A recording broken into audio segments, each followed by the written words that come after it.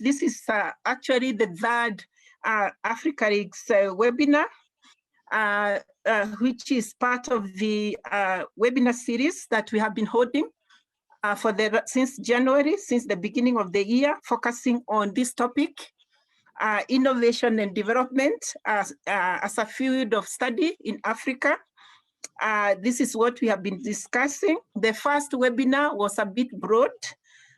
We looked at the general ideas about how the field can actually develop in Africa, and we focused much more on how the network, Africa League's network, can actually contribute to building the field within Africa.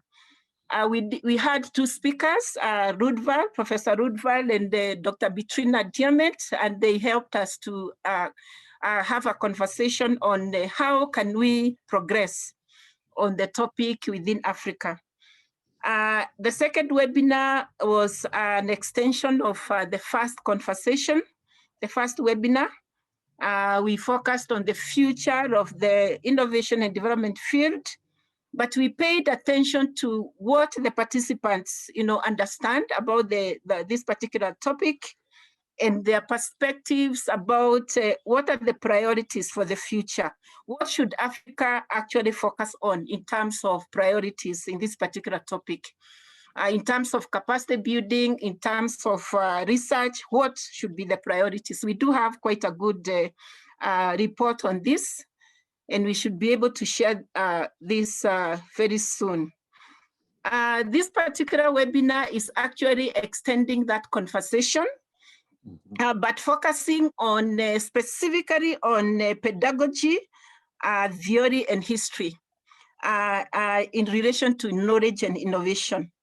And we are expecting that somewhere during the discussion, we should be able to reflect on the prospects for advancing this particular field in Africa. And to help us actually, discuss, from an informed perspective, we do have three speakers.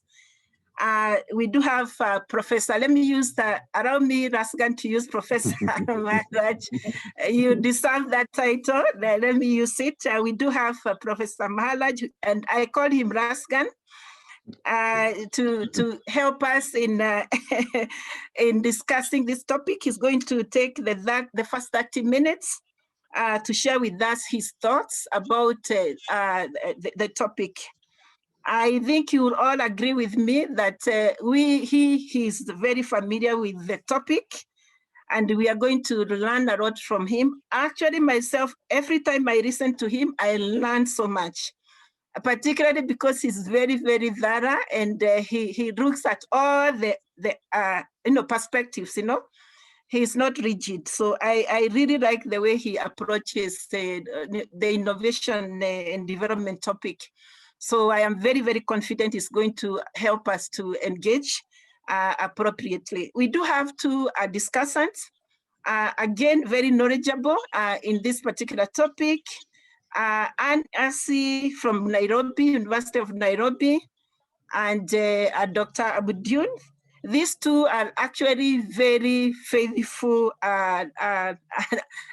members of the network, very, very informed about the topic, and they are going to help us to delve a bit deeper on the topic. They can choose to respond to Rasgan's presentation, but they could also choose to engage based on their thoughts on what they have been doing in relation to this particular topic.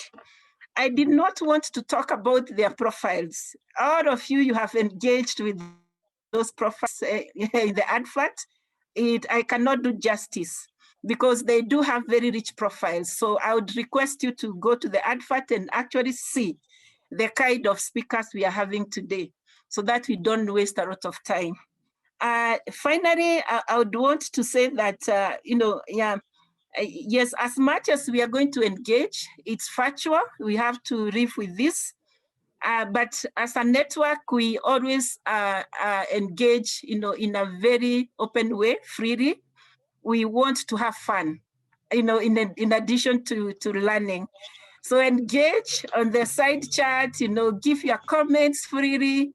any comment is going to be appreciated. And once we are done with the first 40 minutes, the first 50 minutes, we should be able to open up the discussion at the end for all of you to engage.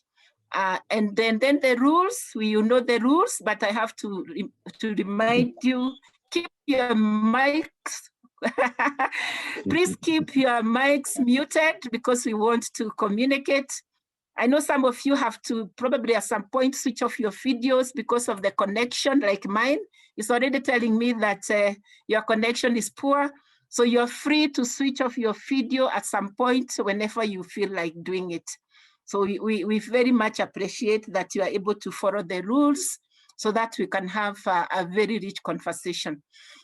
So without much ado, let me give this floor to Rasgan to kick us off.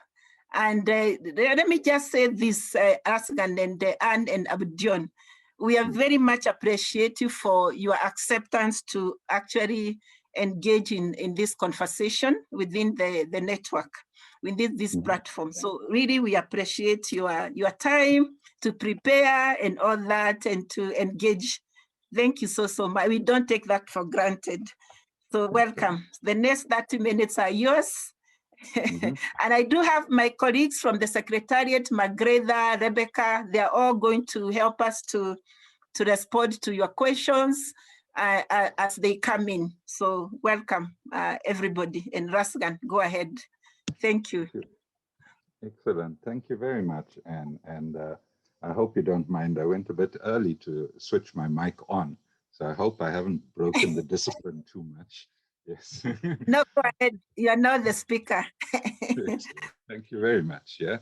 So thanks, colleagues. I want to upfront also maybe apologize a little. You know, I had from our original discussion prepared a much bigger lecture, which followed from the work we had done in Oran in Algeria. And I had to then truncate this to fit into the 30 minutes. I should tell you, I was actually planning for 3 hours. So I hope in what I'm going to share with you in the next 30 minutes, I'm able to cover most of the ground. A second point, which Anne has herself raised already, you know, no matter our richness profile-wise, we remain largely poor as a continent. And this comes through, especially in relation to our connectivity at the moment. And I hope we pay particular attention to it as well. And I hope this comes across. So with your permission, I also want to maybe explain a little the title. So you will see through the presentation, the narrative that I want to share with you shows our evolution over time. And by this, I mean ourselves as a species being. This is quite different from ourselves as people. You know? So in that context, the long run that I'm speaking about extends millions of years. When we talk about ourselves then as hominids, we are talking of hundreds of thousands of years. But when we come to ourselves as people, I'm then constrained in the period since the end of the last ice age. In other words, the last 12 to 14,000 years closer to us.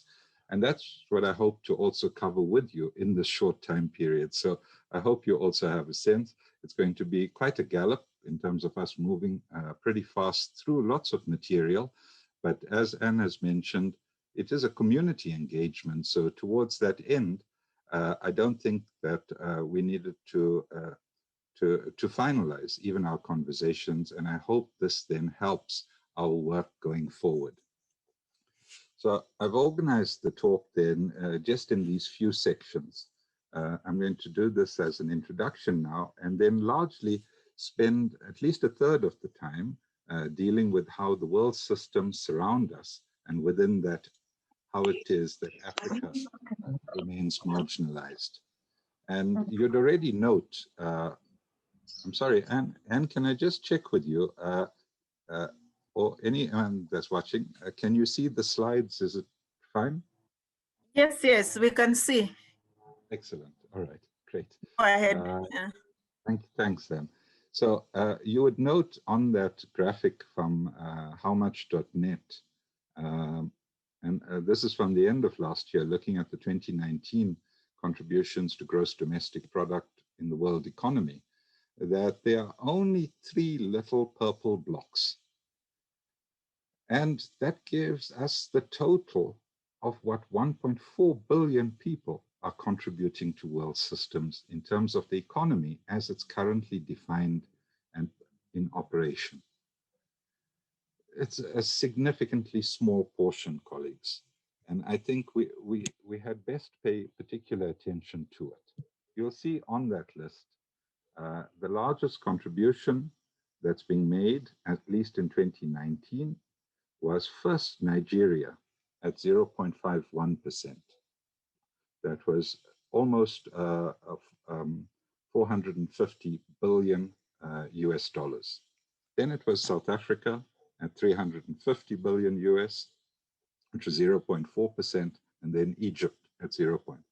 So this also, of course, is very much dependent on our capacities to even measure what it is that we produce, the quantity of it, and also the qualities associated with that production. And I'm extremely concerned, especially as we live through our current conjuncture, which is times of COVID, that our inability to account for either factually how many people are on the continent, and then because of that, its impacts on health systems is further endangering and even placing us in a much more precarious position than just being marginalized economically. The failure for us to be integrated economically results in our poverty. The failure for us to measure and know what's happening on our continent places an existential challenge before us. And that's why we have such serious problems, but I'll return to that just now.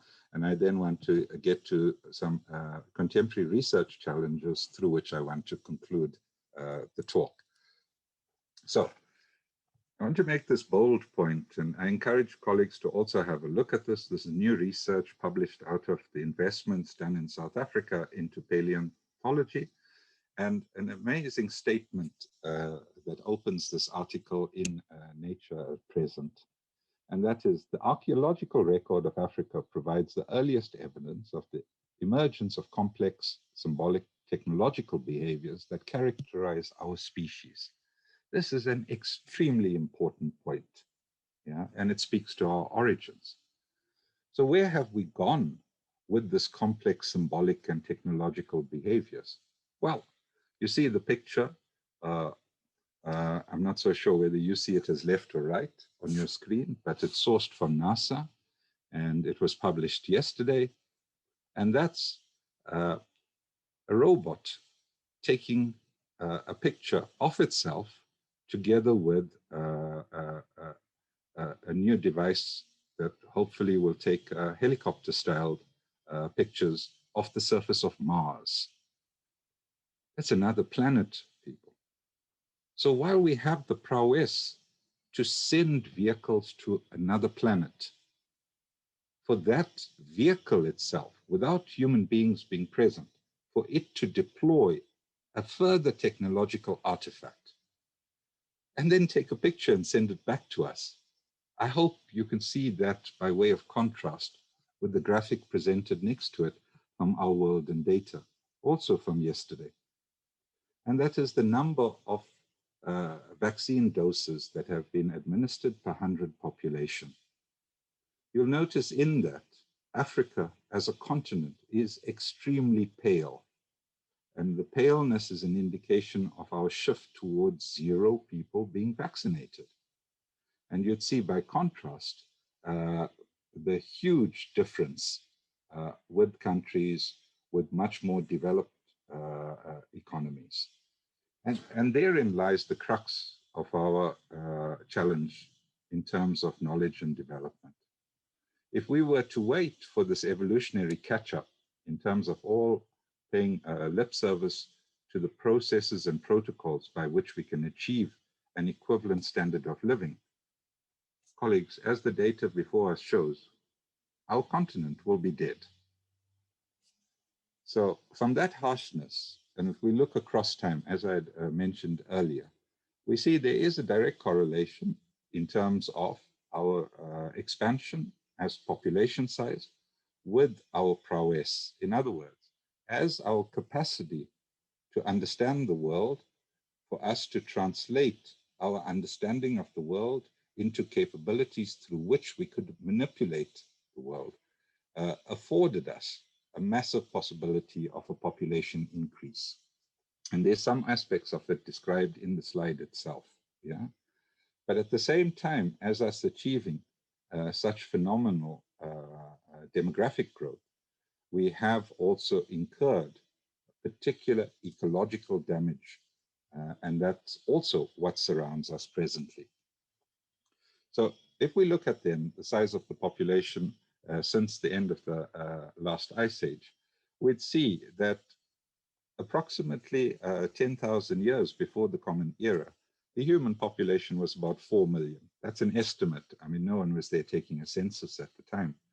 And then we look across time, and this is on a linear graph. So if you look at those numbers, you'll see it's taken us an extremely long time to start achieving sustained and accelerated population growth. Yeah.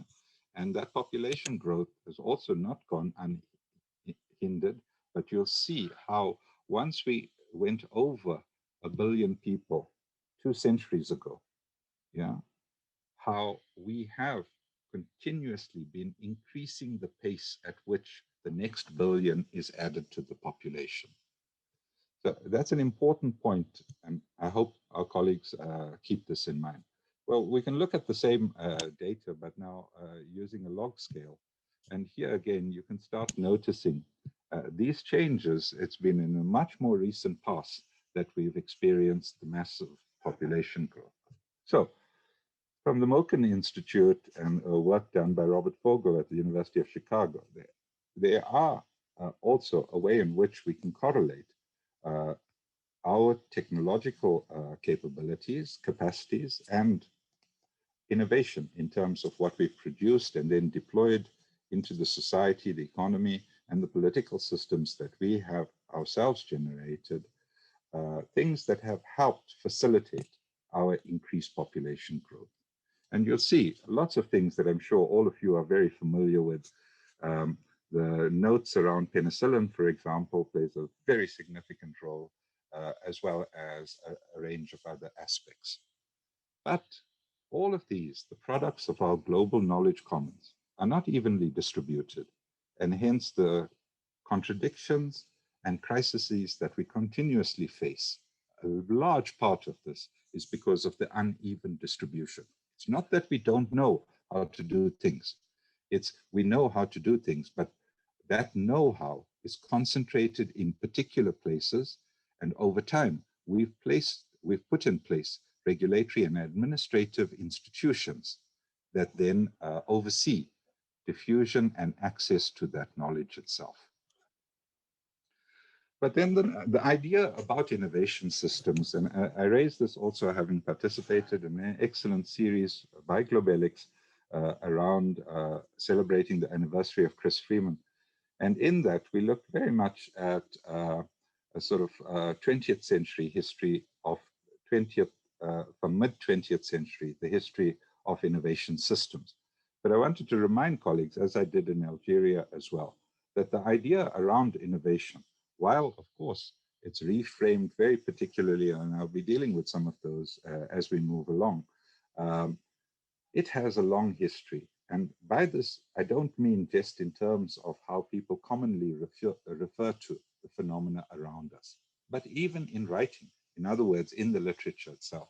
So here's the famous Machiavelli, who advised the prince on how to take power, that innovation, has been with us for a long time, but in terms of those that support innovation, much of it is premised on their capacity or capabilities to actually draw down value towards themselves.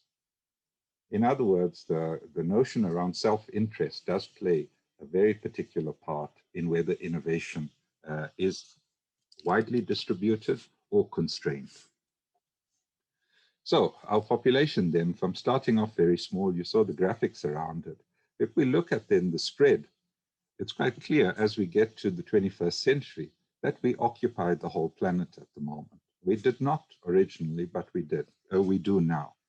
And in that, the density of the population also plays a particular role. This is quite important in noting also because of the biophysical impacts this has generated, and particularly as we are constantly being reminded by the United Nations, especially the environmental program, UNEP, the Committee for Biodiversity, a whole range of other multilateral institutions. Yeah?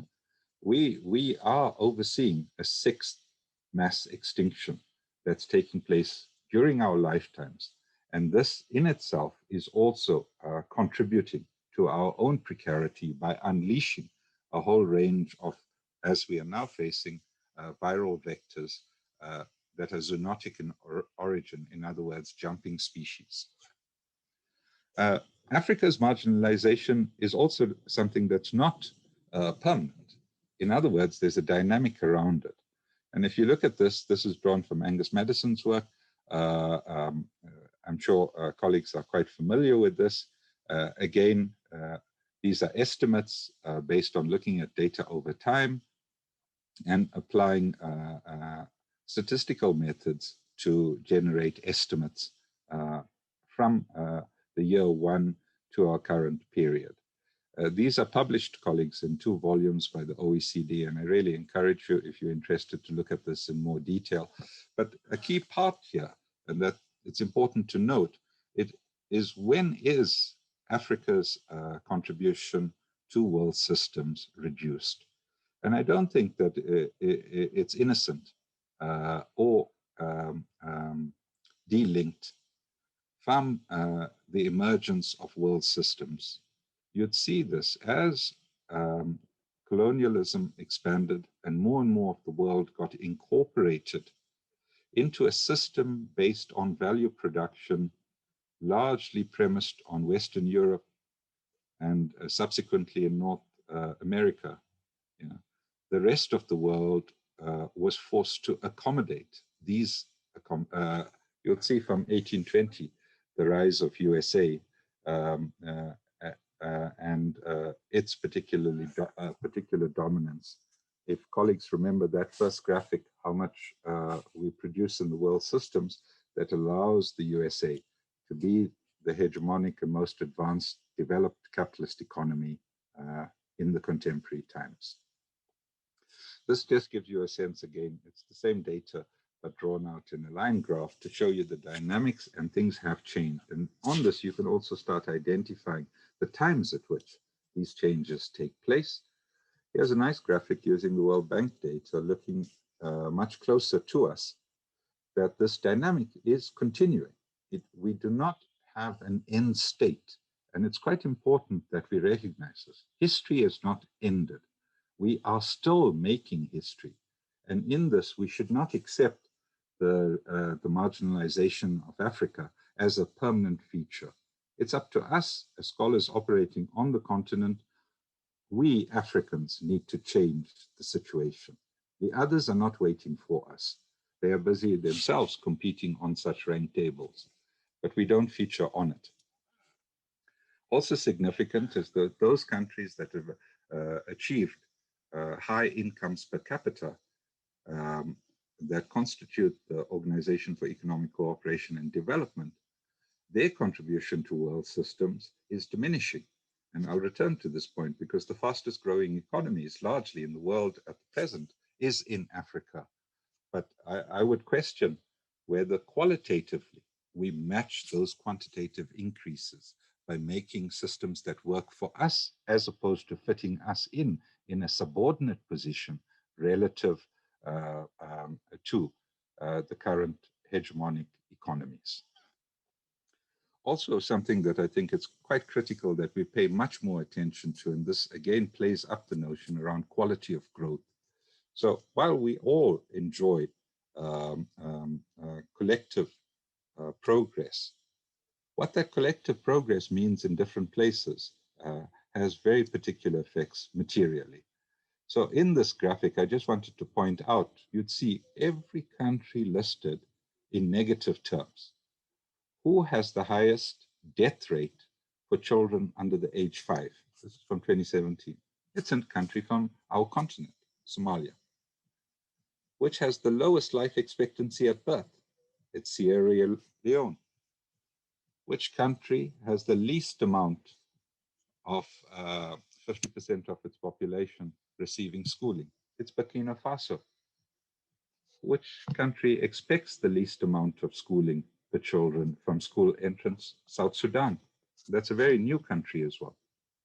And then if we look at average incomes, the country listed with the lowest average income is the Central African Republic. So I use this graphic as well to just re-emphasize the point that even though we are experiencing, and it's often seen as growth that we are achieving, these do not necessarily translate immediately to improvements in quality of living. Yeah. And part of the reason for this is the way in which we understand economics. So this is the part that would have taken us a long time. This is just a graphic. I encourage you, please look at that website. This is work done by Eric Reinhardt, Carlota Perez, and a few others called the Other Canon Foundation. There's a lot of material about all of the different schools of economics and how they, over time, have contributed to how we understand the world. Yeah, I wanted to segue into, and this I got from the Young Scholars Initiative. I really encourage as well. We need many more people from Africa joining this. You'd see the website there. It's from the Minsky Institute's website, and Heske van Doren is doing these excellent graphics, bringing together. In this, we start to see the role of people thinking about the economy and how through their thinking about the economy, through their analysis, we have alternatives presenting themselves. So in other words, we are not just following through on the phenomena, but we ourselves are affecting the phenomena by our own capacity to understand what's happening and through that to influence its future direction. Yeah. Time-wise, I'm not going to be able to go through all of the individual components of this, not at all, but just see this over time. Yeah. I also want to please disabuse you of this idea. Sometimes it comes across in the populist media. Yeah. We did not have people that wrote a text, and after the text was published, we had a mode of production called capitalism. We had capitalism emerge, and people from understanding capitalism put forward different ideas about its origins and a way forward. So out of that, it's quite important recognizing, yeah, there is a balance between our investment in understanding the economy, our ability to put forward ideas about its current status, and also what we want to impact on or affect going forward. Yeah. So we'll see this over time.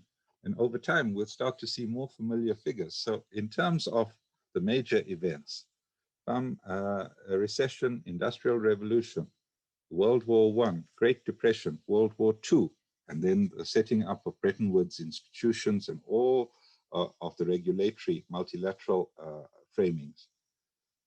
These are major events, and attached to these major events are schools of thinking about the economy. Yeah. It's important seeing the relationship between these two. These schools themselves are not just abstractions. They comprise real people. And so next to that, you'd start to see names. There's Torstein Veblen, Galbraith, Kuznets, List, Keynes, Tobin, Samuelson, etc. As we go through this list, you'll see, and that's why I made the point about it being his story, other than Joan Robinson. It's very scant that we find women or anyone outside of North America or Western Europe featuring in this. And I think this is quite important. This is another area that needs redress, and it needs our concerted effort. And I'm really so glad we're starting to see some wonderful work, especially from young scholars in Africa, starting to contest this and not accepting that the economics has to come from abroad. There's an excellent paper, and if colleagues remember to write me a note, I promised to send it to you. It was published this week, and it draws an excellent conclusion about most of the textbooks that we use, which says, and it's something that we've known for a while, the anecdotal evidence that supports much of the contentions in the standardized textbook draw their examples from Western Europe and North America. Those are not the same conditions that occupy all of us in the global south, and in particular in Africa. So here's work by Hajud Chang, and colleagues, please be encouraged as well. I would really have loved to have gone through all of this in detail, but I want to focus on the Schumpeterian angle and then shift us into neo-Schumpeterianism. My time is running very rapidly, so I'm going to have to do this in a much faster pace as well. In this, we start to see then how these different schools connect together. And in this, the point around South Africa in 1996, adopting a systems of innovation approach, gave us, as a developing country, as an emerging economy, a huge contribution to the literature by establishing a basis for us measuring what it is we've done, what it is we're doing, and having something to measure against. Yeah? And this is something that is not trivial, and we have much more to learn about South Africa's adoption of a systems of innovation approach, which I think has huge value to the rest of the continent as well. So a few slides that I'm going to actually have to just jump through. It's important that we critique. And by critique, I don't mean it just as criticism. It's not a negative component. It, in fact, should be very positive in terms of, look at this, I'm getting an SMS from someone wanting the slides as I'm speaking. So it shows how connected we are as a world. Yeah? But in us being connected as a world, are we actually learning? Are we willing to criticize the things that are not working around us? Or are we just going through the process and following through on axioms that have little relevance, or actually whose foundational basis can be contested? We need this level of falsification in our work if it's going to push us forward. Yeah. And I think the work done by Bentoke and others has been absolutely crucial for this, by reframing, not the neoclassical question about the individual and the so-called rational economic agent, but framing this in terms of the asymmetry in information and knowledge. Schumpeter, of course, and it's important, us paying attention to Schumpeter's contribution, especially around creative destruction. And this has a huge import for us in Africa. But I see in many of the works that we are doing, I'm going to come to some of that just now, a lot of emphasis being placed on the creative part, all the new things we want to do, but very little in terms of evidence or support for the things that are not working and the things that we have to disestablish if we want Africa to rise. Yeah. So this just carries along the argument I was talking about, but I wanted to emphasize how important Nelson and Winter's work is to the work that we are currently doing, and because it lays the basis for the neo-Schumpeterian perspective that largely enjoins all of the regional links and globalics family together, the link between evolutionary economics and systems of innovation in terms of policy work itself. And those 7 or so bullet points are the key points that are raised by Nelson and Winter, and they do apply even in our context. Yeah, we've made the point, this is from Lundvall's work, and it's a reminder again, while we are being reminded of these points, how important other aspects, things like families, the structure of our education, what's happening in our labor market, the real inequalities we face, etc. I note we acknowledge them and then revert back into neoclassical reasoning, somehow trying to seek an equilibrium when it's not forthcoming, colleagues. Yeah. So it's very important, especially if we want to then use the benefit of what innovation systems thinking and evolutionary economics has taught us, that we need to embrace this notion both around creation and destruction, and how important it is for us then for learning systems to bring both together. Yeah, as has been emphasized by some of the founding fathers and mothers, I should say, because thankfully the Globelics community is not as gender insensitive.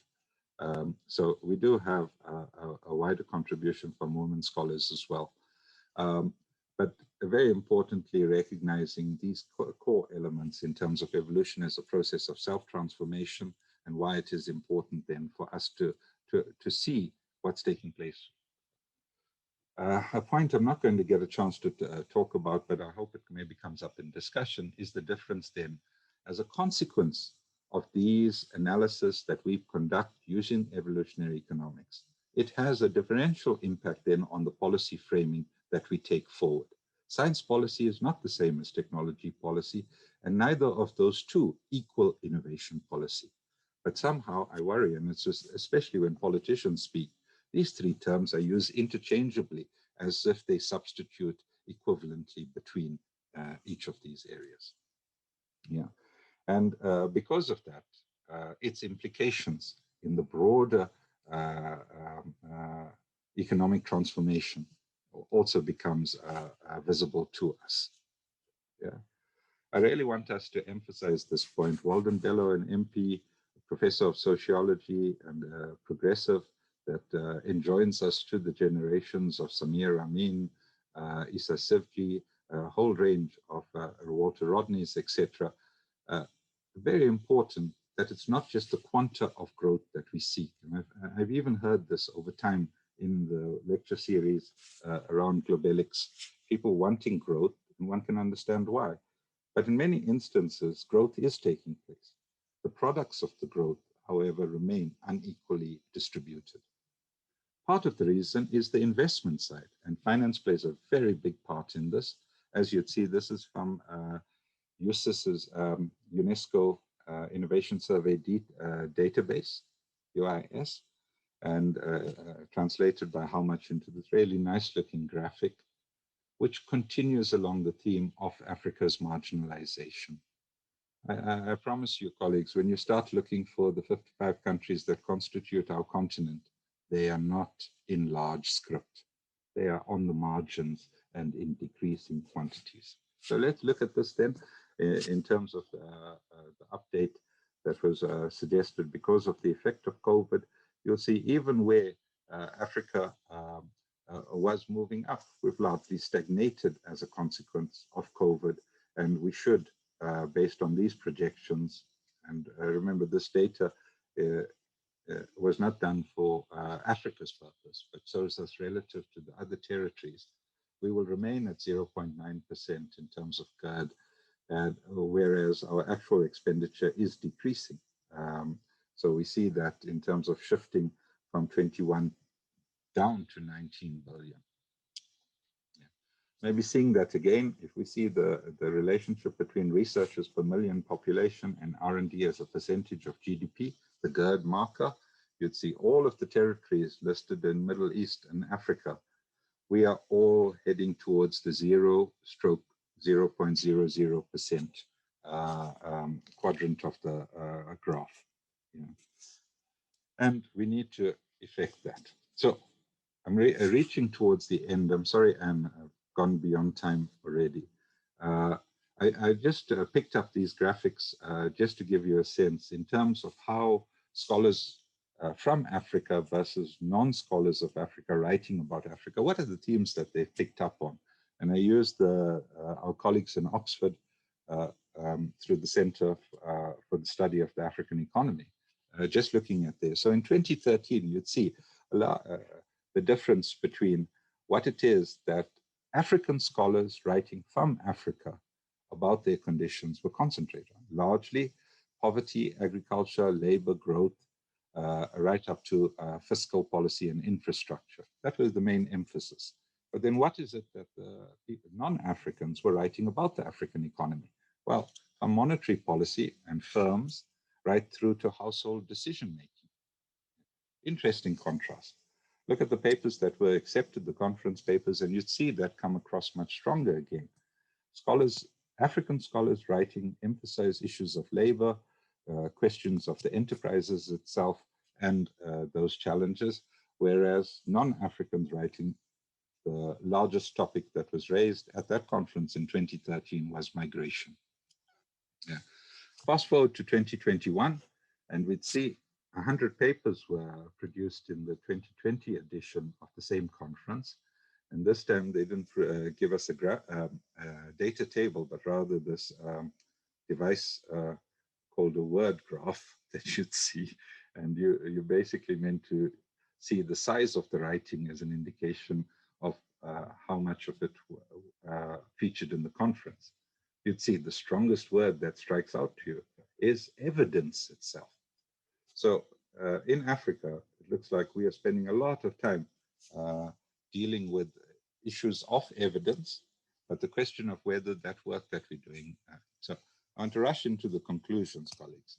On one side of this picture, you see a very formal picture that the OECD uses to describe systems of innovation. Next to it, the work from our colleagues in Brazil. It is just looking at a more wider contextualization, and also maybe a lack of rigidity, a link back to what Anne had raised earlier. We really must shape the theories that we use from the facts that confront us. We should not primarily be looking at how we fit into the very neatly organized diagram of the OECD. Yeah. From 2013, I point this out. Yeah, this was the editorial launching this journal. At that point, a new journal, Elementa, the Science of the Anthropocene. And you notice the 6 destructive trends that they mention: climate change, ecosystem destruction, extinction, pollution, overpopulation, overconsumption. And note the last point there, 2013, spillover of diseases. This zoonotic experience that we are currently confronting, we cannot accept when people tell us they are surprised. Why? Because from science itself, we have been warned, and we've been warning each other. So we have to question whether we are learning. At the same time, we should be extremely concerned about locking ourselves into others' framing and determinations of what stage of development Africa is in, because we are not a country. We comprise at least 55 sovereign entities. And because of that, we need to know that we have a huge amount of variety between the countries and even inside the countries itself. And for this, different parts of Africa may be experiencing different techno-economic paradigms simultaneously. We need the breadth of expertise to weave between these and not be locked into one rhetoric that suggests that everything needs to norm towards a 4th industrial. We've yet to fully receive the benefits of the 1st industrial, 2nd industrial, and 3rd industrial. But all of these can be accomplished, not if we lock ourselves into a 4th, but if we think beyond 5th, 6th, 7th, even 8th, 9th, 10th. And all of these need to take place simultaneously. So I use that reminder because we had Chris Freeman's son share with us the work that he's doing from the Association of Heterodox Economics. There's Frederick Lee, one of the founders of that organization, just before his passing. He put this, and it remains absolutely necessary for us to develop systems that challenge what exists. Yeah. And that challenge itself helps inform us going forward. So my last slide, I'm so sorry I've extended so far. Yeah. In this, I want to just emphasize the work published by Bengt Åke and Rasmus Lema, where they suggest that in terms of what we are seeing about Africa's growth, that we need to be careful that we don't tell lies and claim easy victories. That we actually work on what it is that's preventing us to really function as learning economies, to learn from what we are doing and put it into practice in terms of remedying our situation. So we come back to 3 main points. 1, it remains critical that our domestic capacities, capabilities, and competences in areas of learning, innovation, competence building systems is both enhanced and expanded. You know, we don't have sufficient numbers of people, and also the numbers of people that we have are insufficient to influence all of the decisions taking place around us. For that, we need to, I think, expand our engagements directly with society. In other words, we've got to move beyond just making scholarly comments to each other via the established academic routes. We've got to engage more directly with our societies, with our communities, and through that, also take on board criticism about what mainstream economics discourses is doing to our societies. We are not, as evolutionary economists, as radical political economists, or other fields, part of the mainstream discourse. So I cannot understand why it is that we continuously seek to norm ourselves into that and use the same measurement variables that they do. Yeah. So colleagues, please, we come out of a tradition which has criticized what came before. It's beholden upon us as a generation to embrace this criticality, but we must do so in a historical, contextualized, and conjuncturally relevant form. Yeah. So you see there, when the Institute for Economic Research on Innovation was launched, we were helped incredibly by the wonderful work of Professors Mamu Muchi, Peter Gamotov, and Bento Pelunfa. Yeah, and that was the book that was co-launched with the Institute. And where we are at the moment, the last book we produced is The Emergence of Innovation Systems, where our object is to try and recapture the longer history, the point I started off with the slide that I presented. All of us as people and our ideas, because they're carried inside us, and the social practices we engender come from this continent. So why is it that this continent remains marginalized and excluded? Colleagues, you have a whole lot of references. Most of this was from the 3-hour version of the lecture, so please excuse me, but please be encouraged to look at them. And I end with a note, very important to us today. I'm sorry, we may not make it, but if you can, try to. We celebrate the first indigenous South African to receive a degree in science, late 1800s, very important, Charlotte Makeke. Thank you very much, Anne. Oh, thank you very much, Rasigan. I agree. This should have been 3 hours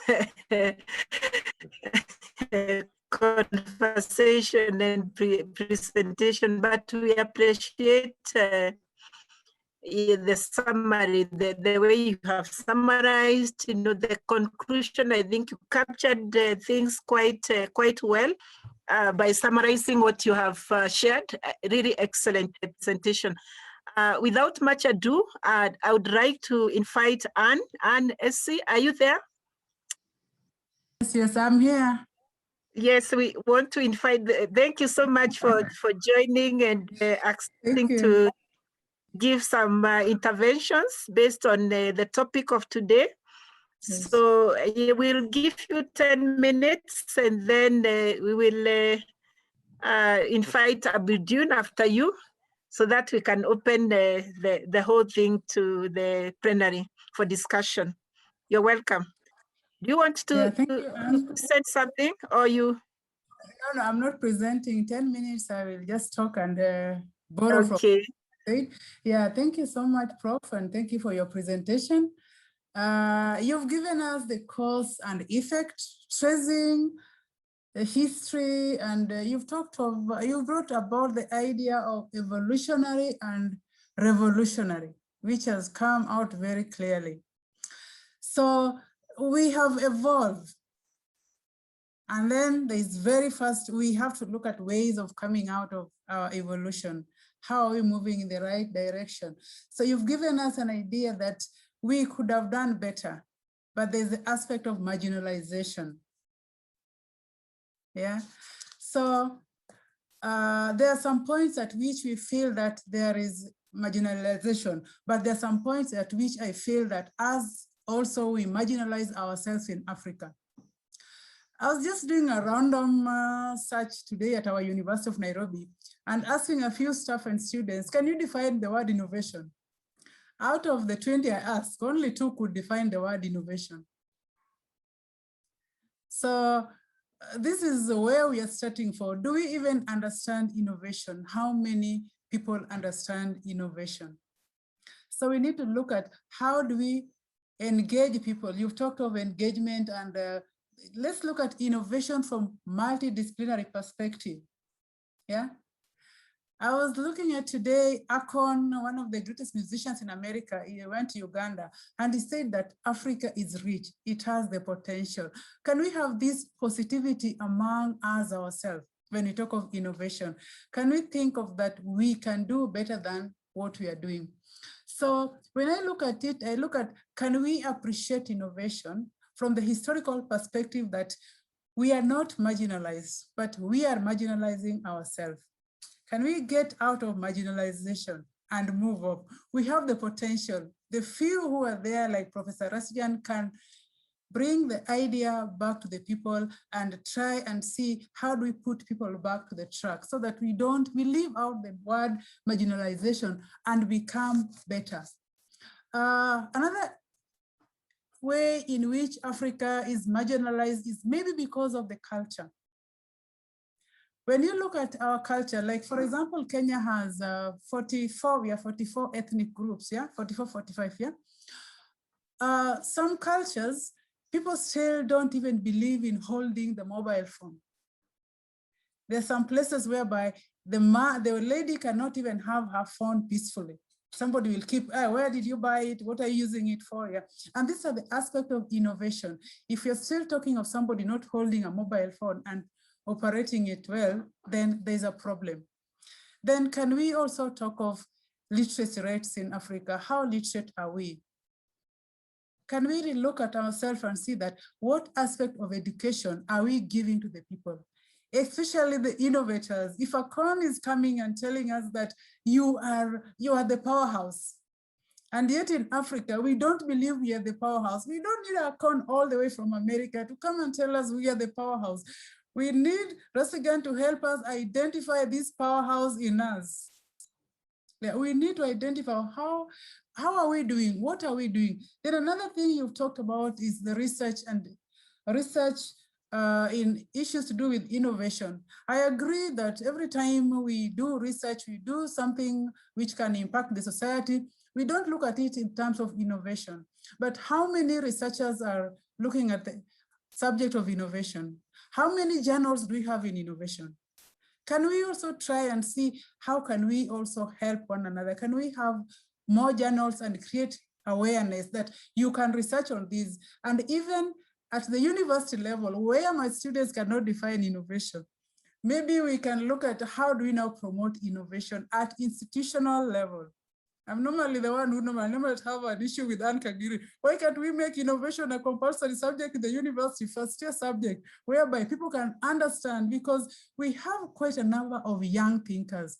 Our population is big in Africa, but can we leverage on the young population? Those who think and can create, but they don't know they are innovators. Yeah. So can we think of ways of maybe financing more innovation projects? There are some areas whereby the word innovation is not even there. Can we go to those sectors and finance innovation and even create awareness and help empower people in the field of innovation? Yeah. Then I was looking at, you said our continent will be dead. We may not die, but if we don't become more creative, we are likely to die, yeah? So I like your idea of capacity. Let's understand and translate it into what the world is. Let's understand our continent and translate it to the global perspective whereby people can come. In Kenya, we have M-Pesa. M-Pesa is so successful. Everybody talks about M-Pesa, M-Pesa, M-Pesa. Why can't we have more M-Pesa? That's an innovation. Why can't we think of more things we can do with the young people we have, the little technology we have, the little internet we have, and whatever we have, so that Professor Rasigan will not tell us next time that Africa as a continent will die. We want Africa which will resurrect and become stronger. Then another component which have the cracks in our system. The cracks in our system are so strong at institutional level, at the government level, at whatever level. Can we work on these cracks? The moment we work on the cracks, we will be better, we will be more innovators. So with the cracks, we can save money for innovation. We can save ideas. We have quite a number of young people who are in the streets. Those people can real innovators. But the cracks within the system whereby you don't identify what Anne can do. We don't identify what Mary, what Kamau, what Wafula can do, or what John can do is another crack which we have. Can we identify things which can be done so that the ecosystem of innovation and development comes strongly, yeah? So that we don't look back and say that history told us this, yeah? History can be used to strengthen concepts. Just the way you've said, you've talked of evolutionary and revolutionary. So can we be more revolutionary? We have evolved, we are not evolving anymore, but now let us evolve in terms of innovation. Let us evolve in terms of our systems. What are our systems for? Yeah. Then the other point which, okay, you said, yeah, there's an aspect of population which I've said, can we use this population better? Then our contribution to the world systems. I think we are contributing a lot. When you go outside and you meet scholars from Africa, scholars from Asia and other countries, whatever they are able to do is enormous. Yeah. Can we look at ways of enhancing some of these scholars who are outside wherever they are, a good one, and see that they can contribute to our GDP, they can contribute to the world system so that we have a system of innovators, we have a system of system thinkers whereby they think and they can come down and whatever they think is implemented. Another aspect of the challenge which we have is implementation. These are the cracks you're talking about. Our ideas, how often are they implemented? You have an idea, you take to the vice chancellor or your head of department, you're told, what are you talking about? I've been in this university for the last 40 years. You came there, what have you done? Then he tells you, I've published, but look at the areas he's publishing. Maybe areas which are not, which Rasigan says is not helping as much. Can we rethink? I think we just need to reimagine ourselves. We need to be more thinkers. We need to be more creative. And we need to look at the world from another perspective. Then when Akon comes to, we'll tell him that, Akon, here you've come, but we are also ahead. Yeah. We don't need Akon to see Africa as being somewhere where he has the power. He said that we have the highest potential. So where is this highest potential we cannot identify? Can we try and think of how do we identify the highest potential? Then I think my time is around. Then last but not least, role of people. Yeah, so let's look at the role of the people. Everybody has a role to play. When we look at China, the small industries and the rest are managed by women, people. When you go to in Israel, the disabled, everybody is in place. What is the role of the people? What role can you play in innovation? You cannot leave innovation to very few people. Can we try and be a continent whereby everybody has a role to play and it's a tangible role, a role which can be measured? Yeah. When I stand and pick somewhere, somebody can say, oh, Shozia, she told us this. Not every time we go to the village, Shozia, you know, they drove back and went to the city. No, no, no. We need, everybody must play a role wherever they are in the village, they're where. So I think this is what will help Africa. And then we also need to look at the conflicts in Africa. Some of them are not conducive for innovation. Look at what is going on in Mozambique. Look at what is going on in Nigeria. What is going on in other countries where you mentioned that the Central African Republic and the rest. We don't need to be behind there. We can be there, but with some good percentage, but not the very low percentage which you presented. Yeah. So can we rethink, reimagine, and look at what is and everybody. What is the role of that woman in Central Africa? What is the role of that man in Sudan? What is the role, those countries where there's some challenge? Almost every African country has one challenge or the other.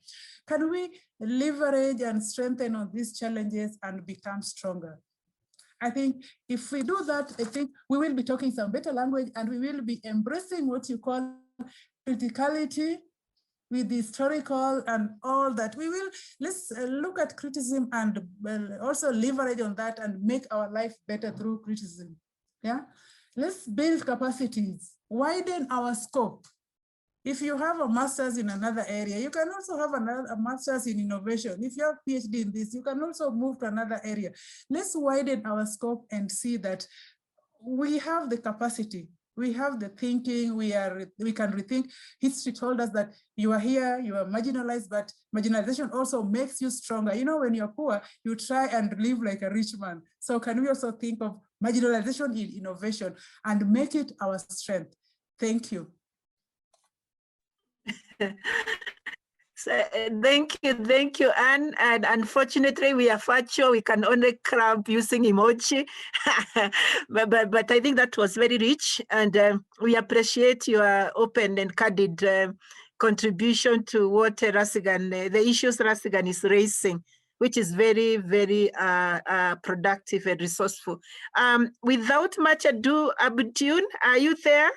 We will give you 10 minutes. Keep your questions, please. You can post them on the chat. We will get back to them towards the end. We do have Abdul. Are you ready? Yes, I am here, Anne. And please confirm that you can hear me. We can hear you. Yes, we can hear you. Yeah, thank you. I have to apologize ahead that I will keep my video off, primarily for bandwidth reasons, not because I don't want you to see my face. All right. Okay. So it's been an interesting session so far, and there are 4 points that I would like to raise, following off the back of the lecture and also the comments made by Anne. These comments are takeaways for me from today's, from Rasigan's presentation, and also a reflection of my own on the basis of my limited experience in innovation studies on the African continent and beyond. Now, the first critical issue is that of inequalities between Africa and the rest of the world. And when I say inequalities, I do not mean that in development terms alone. I also mean it in terms of the contribution to the global pool of knowledge.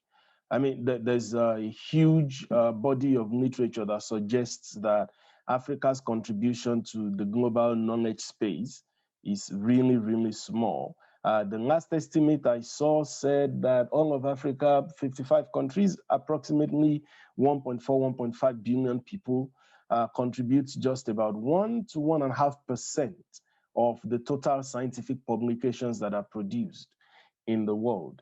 So that's something that in and of itself calls for concern. And this small contribution cuts across all disciplinary areas. So if one would think strictly in terms of our own discipline in this community, that is innovation studies, we're not far better than physics or science or the medical sciences or what have you. So the amount of knowledge that comes out of Africa is very small. And that does not mean in any way that Africans are not smart or we do not know how to do good research. The implication of this point for me is that it then raises the question of how do we ensure that we harness the potentials of our people, of the young researchers, of the young academics, both in doing good research and in also raising their voice to contribute to the global pool of knowledge. Now, in my limited experience, one of the reasons why the inequalities between Africa and the rest of the world has persisted in terms of knowledge creation, in terms of the application of knowledge, is the fact that there are too few centers where the knowledge can be created on the continent. So again, let me narrow down to the specific case of innovation studies, which is what our community does mainly. You could count on your fingertips how many institutions or organizations we could refer to as centers of excellence in innovation studies on the continent as compared to the rest of the world. So this in itself creates the challenge that no matter how hard individuals try, because our connectiveness is limited in a sense, the extent to which our voices can be heard is going to be limited. And you know, another food for thought in that regard, which is my second point now, is when we teach, say for instance, economics, which is one of the closest disciplines to where innovation studies seems to find a home. You know, when we teach economics, what do we do on the continent? Most economics faculties, as far as I can tell, on the continent teach from the neoclassical perspective, which if as we have followed the true state of the world in a classical economics is more interested in states of equilibrium, in optimal resource allocation, and so on and so forth. And these are some of the theoretical tenets which the innovation systems approach rose up to critique effectively. You know, so we're now much more interested in evolutionary thinking, in structural equilibrium, and what have you. So there's come a time when as a continent, we need to shift away from an overemphasis, from our overemphasis on neoclassical economics to embrace more evolutionary thinking. And you will see that we are still far behind in evolutionary thinking when you look at the way policies are made in most parts of the continent.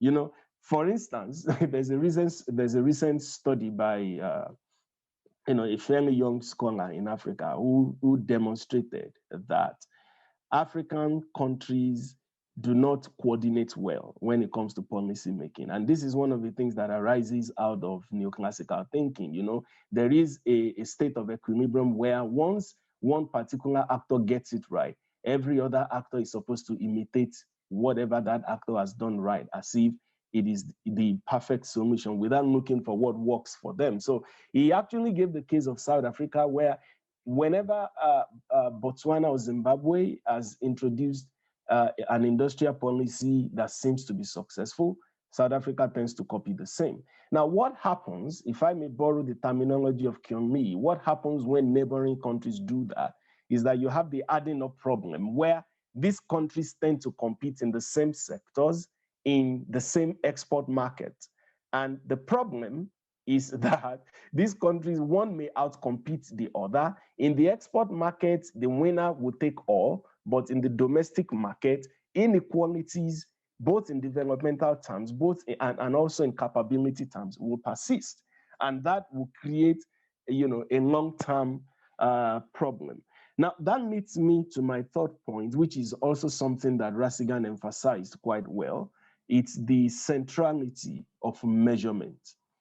The centrality of measurement. One of the things that we don't do well as a continent, also as a community, in the innovation studies community, is that we don't measure well. We don't measure well. I used to make a joke with some of my colleagues around here that, you know, we are fond of every postgraduate student has to go out to the field, you know, asking them to administer 100 questionnaire, 300 questionnaire on pretty much every matter, when in fact we can pull data sets to get much larger data sets that would be much more representative of the populations that we are studying. I always ask myself, how much policy lessons can you learn from a study of 100 firms in a particular sector, when in fact the sector is several thousand firms big and spread across multiple cities of a country as large as Nigeria? And on the strength of this kind of studies, we draw policy conclusions. More often than not, these policy conclusions are representative of just a small portion of the population. And, you know, this raises one of the reasons, it highlights one of the reasons why policymakers tend not to listen to scholars sometimes. I mean, I'm not saying that this happens all the time, but sometimes it could be one of the reasons why they don't listen, because the representativeness of our measurements is really so limited. So I do believe that the time has come when, as a community, we need to pull resources together to measure more efficiently and more effectively. And the good news is that on the continent, several initiatives are emerging. There's the African Observatory for Science, Technology, and Innovation. I don't have full information on the current status of that, but I do know that the Science, Technology, and Innovation Indicators Initiative is still up and running and is doing quite well. I know that the Science Granting Council Initiative also has some work on STI indicators that is going on with different countries in Africa. So I think this is very, very important. And you would see one of the implications of this lack of adequate measurements on the continent in one of the graphics that Rasigan showed of papers in the center, in the CSAE conference, where, you know, Africans tend to be talking about things that we believe are important to us. But I can tell you, one of the stories behind that graph is that some of the things that with African researchers talk about, they do because those are the areas on which they have data. On other areas which may be even more important or as important as the things they do, they study, we just don't have good data. So how can we even begin to talk authoritatively about the issues that affect us when we cannot even measure those things adequately? This takes me to my final point now, which is, you know, in Rasigan's conclusion, he raises several issues that are dear to my heart, 3 core issues that are very dear to my heart. And I'd like to summarize this in the following, that one of the reasons why Africa has not been leapfrogging well is because we have ignored the accumulation of capabilities for too long. Now, one of the things we need to understand is that capabilities are path dependent. And we already are living in a world where technology is advancing so rapidly. So increasing returns are now playing a huge role. You know, this is how South Korea developed. This is how, you know, Singapore developed, you know, identifying windows of opportunity and staying ahead of the curve by just a bit, such that by the time the rest of the follower countries arrive at where we have accumulated sufficient capabilities to be able to show the way. You know, I like this quote from a paper recently written by Cesar Hidalgo, where it says that those who wait to see how things play out will be left behind. By the time they know what's next, early adopters will be atop mountains of knowledge that will be even harder to climb. So, you know, this kind of reasoning for me is actually quite logical. And it raises a lot of concern when you look at African countries legislating against new technologies like Bitcoin, for example. The Central Bank of Nigeria recently placed a ban on Bitcoin flows in the country. And the question is, this is where the rest of the world is moving to, and this is exactly what we are legislating against in our country. So you wonder, by the time we realize what is going on, that this is becoming mainstream and there's nothing we can do about it, we're probably too late to even compete in the race, let alone catch up. So I do think that some of these thoughts are very crucial for us to reflect on in our community. And let me close by saying that it also raises, you know, places a lot of emphasis on the need for responsive policy making on the continent. Rasigan also alluded to that point when he said that we don't have to force ourselves to fit with the stereotype of the rest of the world. We need to learn to evolve homegrown solutions, both from the knowledge perspective and also from the policy making perspective. So I'd like to stop there to leave room for interactions more. Anne.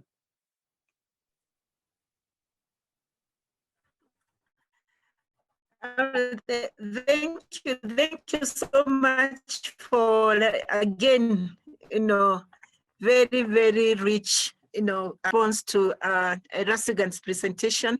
You have done, both of you and Anne have done a good job.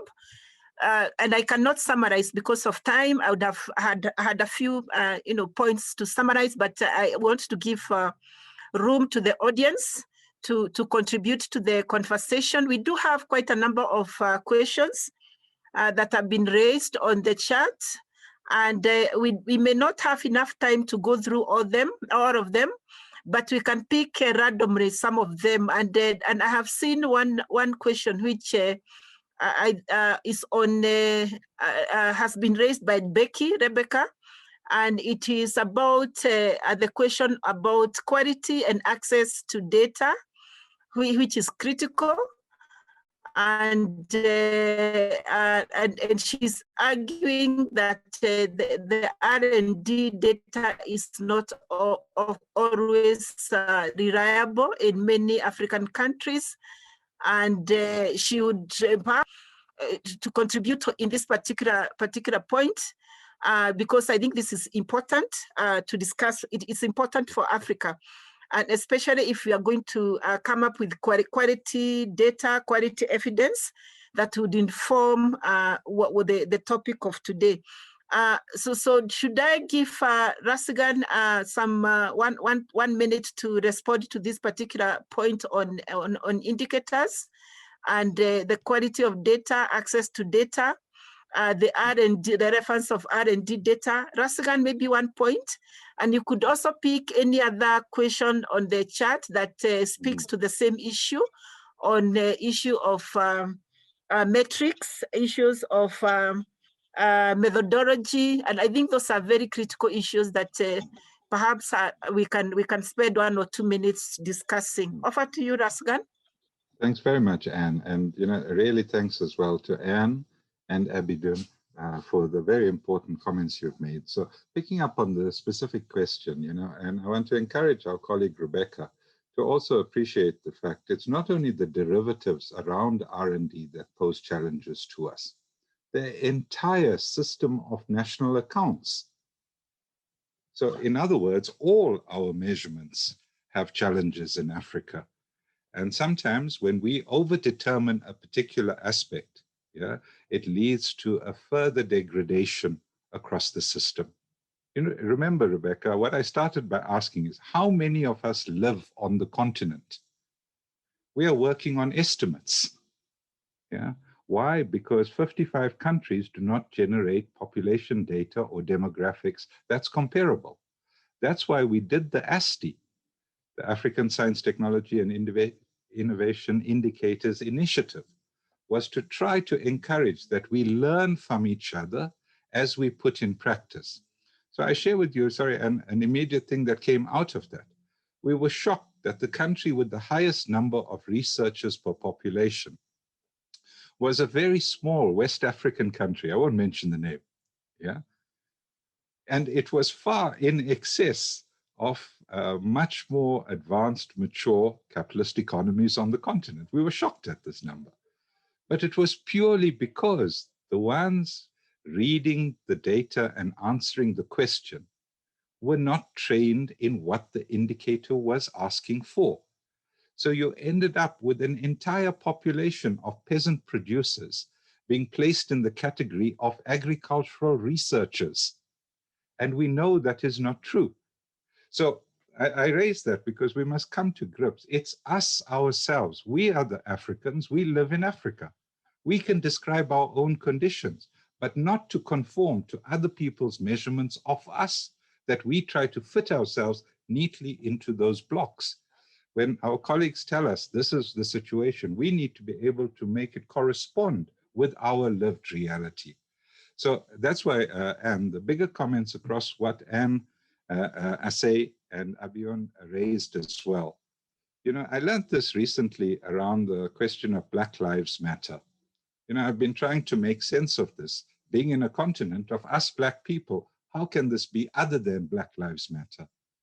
But I'm constantly faced by the differential way in which we are treated on our continent itself by other Black people. In other words, our Black lives seem to matter less. I post this out there because the stronger point I'm making is we need endogenous development. It's not about how we neatly fit into others' accumulation of capital. Where did that capital come from? The primitive basis of that capital accumulation is our expropriation and exploitation over the decades. And now we are expected to continue feeding that machine. So colleagues, we really need to wake up to the fact the rest of the world is not doing anything benevolent for Africa. We have to do it ourselves. And we cannot continue doing this on the basis of being subsidiaries to other people's measurement activities and us writing case studies for their theories.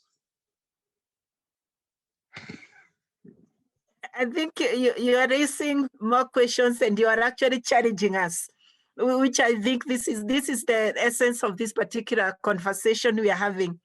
To be challenged and of course to commit to do something after the discussion. So it's not just listening, but also doing something about it. So thank you for that answer. And I think Rajesh, your question on the methodologies and I think has also been addressed. Together with this particular, the response we got from Rajesh, and I think that is probably the response we have gotten. I think it helps us to think beyond, what we ought to do as Africans.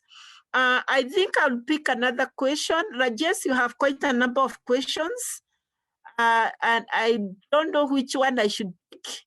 I think I can pick this one, which is specific to South Africa, because I think it speaks to the question that Anne Getonga has asked on policies, national policies, national innovation policies. Raskan, you can answer this question and try also to respond to Anne Getonga's question on the same. While South Africa declared adoption of national systems of innovation as the national policy frame and its historical and model, how do you evaluate its success? I think that's the question which Rajesh is asking. What role do national innovation systems play in differential performance of I don't know what is South African performance within the continent? And I think that is very closely related to the question asked by Anne Getonga.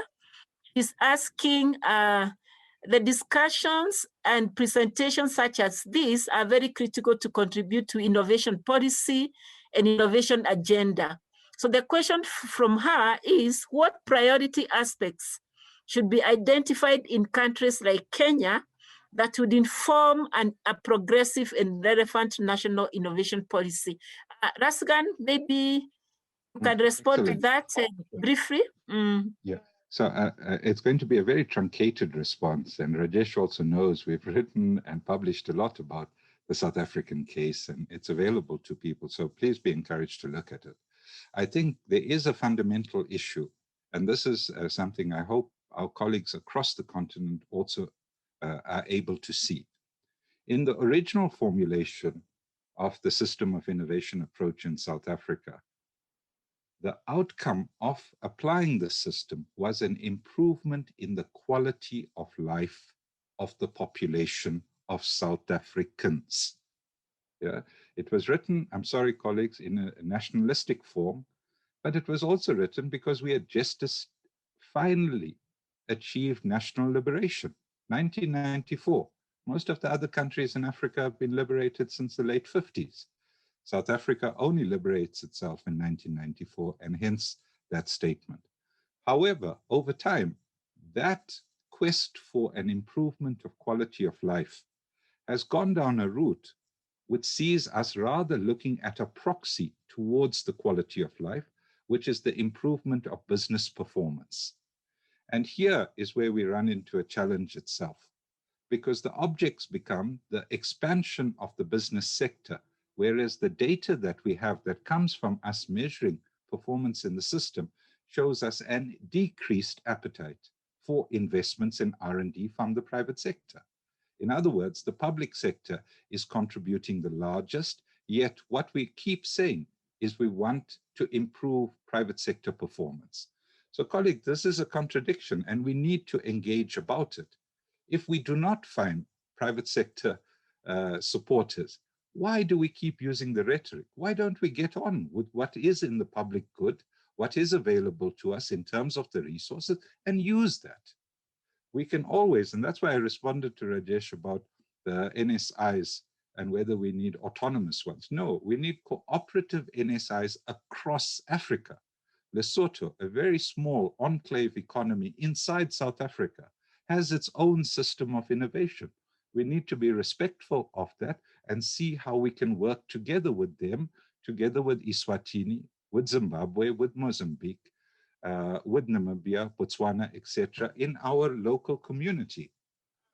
The differences between our national systems will help enhance each other's national systems. That's how the Europeans learned. That's how the states of America learned and then cooperated. So we've got to be quite careful. And the point I'd like to end on in this comment is, colleagues, please don't take the point that I'm saying we are bad and we are becoming worse. No, colleagues, it's also deliberate. Our exclusion is because of world system. The system is rigged against us. Yeah. And I shared with you, you'd see on the chat box, and please be encouraged to look at it, a research report prepared and published about the role of our counter, I was going to say counterinsurgency, but it's not a military term, colleagues, it's academic.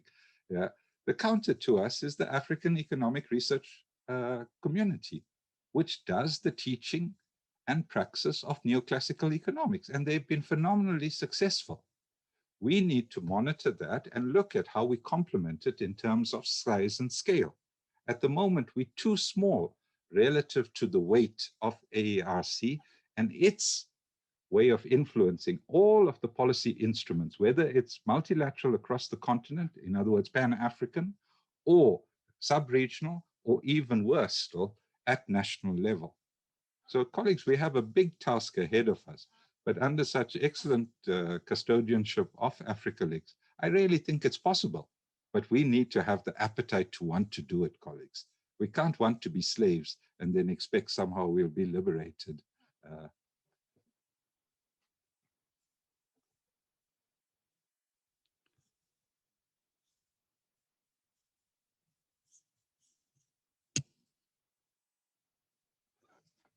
I'm sorry for colleagues seeing my face appear on the screen. I just realized how good Chair's picture disappeared. So I'm not so sure if Anne is in the process of reconnecting. Can I check if anyone else from the Secretariat wants to chip in?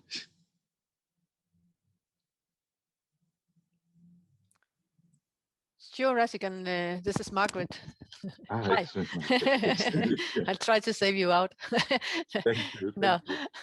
And hopefully Anne will soon be back. I think this has been an incredibly important and interesting discussion. There's just one comment here from Abiodun to the discussion about the R&D indicators. Abiodun, do you want to maybe put that out there in the open, or should I read it out? Abiodun? Oh, yes, I'm here. Maybe you Margaret. can just comment, give your comment. Yes, the point I was making is in response to some of the issues that Rasigan has raised about R&D measurements, and also in his response to Becky's question about it. I find it quite apt, you know, the fact that we just have to be endogenous. You know, we have to take an endogenous approach to this. And what I wanted to highlight, in addition to what Rasigan already said, is you know, one of the reasons R&D indicators are poor on the continent is not just because, you know, too little formal R&D takes place. We have to admit that fact, but we tend to emphasize this formal R&D as if it's the all in all at the expense of what goes on in the informal sector, for example.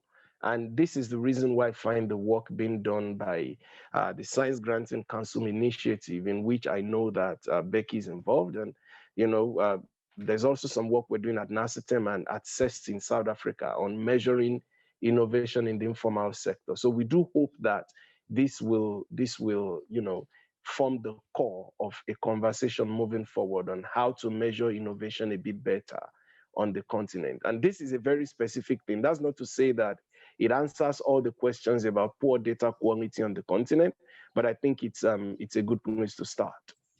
So that's the point I wanted to make. Thank you very much. Margaret, if I could just pick up on what Abidun is raising as well. Sure. You know, we had an excellent seminar last week from CESTI, Abidun, where they presented the material from their pilot on the informal sector. And what was really so important is that its launch was in the community in which the survey took place. So it was kind of like a verification, validation with the community. It wasn't as if the community were just merely the subjects of research, and then someone was going to go away and try and formulate responses autonomously from the community itself. So we also have, I see on the call, Fred Galt and other colleagues that have been so critical in helping us improve our capacity and capabilities for measuring. And this has been over a decade plus of work. And I really think we really should look at how we can bring these together. But colleagues, please be encouraged. We must experiment more. We must try to do things. And out of that, once we've learned either to do it properly or where we failed, let's share those results amongst each other so that all of us collectively improve. Us competing who has the best data set is not improving our situation. No. What will help is if we learn from each other. What is the thing we should measure and how can we measure it better? Yeah, and I think it's really fantastic that there's so much progress being made on this, because it's key also to the development of theories that are more firmly located in African realities. There's a question also from Anne Gitonga about what priority aspects should be identified in countries to inform a progressive and relevant national innovation policy. So you pointed out, Rasigan, to the fact that national innovation systems in different countries are different and they need to learn from each other, but also that if they just copy each other, they may end up competing and the winner taking it all. So do you have any suggestions here for what priority aspects should be identified in different countries? So I think something that's very important, if we are basing the development, the emergence, the nurturing of the innovation systems based on the country's specific situation, its resources, and what it has available to it. That can only enhance the work we're doing, Margaret and colleagues. Yeah, but this means that we are focusing specifically on those areas, and they are not the same across the continent. Because of that, we can then get, people should not need, I think all of us, just to remind ourselves, this year, the African Continental Free Trade Integration process came into being. I think ourselves in AfricaLix can make a massive contribution to helping inform how that integration process should proceed. If we don't, colleagues, the neoclassicals are going to do it. And that's just going to be on debt to GDP ratios and austerity policies to follow. So, Margaret, to give colleagues a sense, this is not just loose words. We have just had approved by UNESCO a research chair that will be based at Erie on the topic of African integration and innovation. And our object is to bring some of these perspectives all the way from measurement through to praxis and share it across the continent for the purposes of us integrating as a continent. But to do that, we need 55 entities, you know, until we are super collided back into one. That's what we actually have, colleagues. So let's use that basis. It gives us smaller units. It allows us to focus in. What is informal in one country may not be as informal in another. So we can also learn from those transitions and we can understand what's taking place. With climate change rapidly approaching in front of us, the challenges around scarce resources are going to become more pronounced. And because of that, colleagues, the migration and mobility on our continent can no longer be left to be determined outside of ourselves. We need to be able to encourage mobility in the continent. We should not have restrictions against anyone in Africa moving anywhere in Africa. I'm not so interested about outside of the continent at the moment. But if we concentrate on that, we then embrace 1.4 billion people as a community. I don't think anyone else, especially in terms of our age profile that we'll be presenting this, has anything to compete against us. But we are failing to grasp that. It's the potential right in front of us. All the other societies are aging and aging rapidly. They do not have a productive community that will produce the value addition or the surpluses to be extracted to pay for them. We do, but we need to wield that much more wisely and not keep adding to others' advancement and development. We need some self-care. Thank you very, very, very much, Razigan, for this pep talk today. I remember vividly listening to your longer presentation in Algeria, and I think I was behind us having you on board today, and I'm so grateful for you to remind us all about these very, very important large questions that you started out by setting when you did your presentation, the larger issues of the world system and Africa's role and possibilities for actually making steps forwards on an indigenous basis or with indigenous based growth. So I think we've covered a lot of ground today, and Anne has asked me to kind of wrap up. Again, I will of course not try to summarize anything, but I do want to say that we are very grateful both to you, to Anne, and to Abiodun for joining us this afternoon, for extremely good discussions and for extremely good contributions in the chat as well. Great questions there. The PowerPoints, you've already shared them. Thanks, Razigan. They will also be on the website, and they will be the recordings will be on YouTube. I think what we are facing in a session today is the joy of learning together. And I think actually that the COVID-19 pandemic, if it has done anything good at all, it is to connect us more across continents and across countries. We are actually trying to make the most out of these new virtual ways of learning and interacting and sharing in Africa Leaks, and we will continue to do so. But we also do not want to stop using the face-to-face interactions that are so powerful in our community, the conferences, the Global Leaks conferences, the other Leaks conferences, and so on. It's important for everybody to be able to participate in those again once the world opens up. So we will continue to fight for resources to make that possible. And I think this is what Africa Leaks has done since 2012, is to try to create learning spaces through the conferences, through the PhD academies, and through the PhD visiting fellowship program. And we will try to ensure that those opportunities are increased, and we should really work together, as you say, across the continent to make even more possibilities. I want to end on a happy note, because I'm actually quite happy today.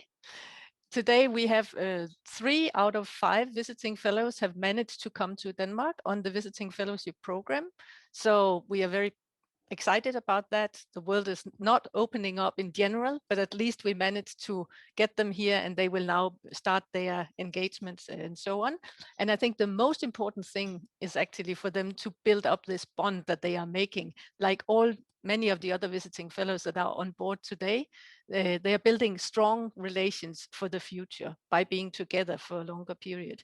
And in the future, we will be working for a more African-based model of this. So in the 3rd phase next year and the 3rd phase of Africa Leaks, we'll see the development of an Africa-based visiting fellowship program, and no longer one that takes people out of Africa necessarily, but that really builds on the strengths in the continent.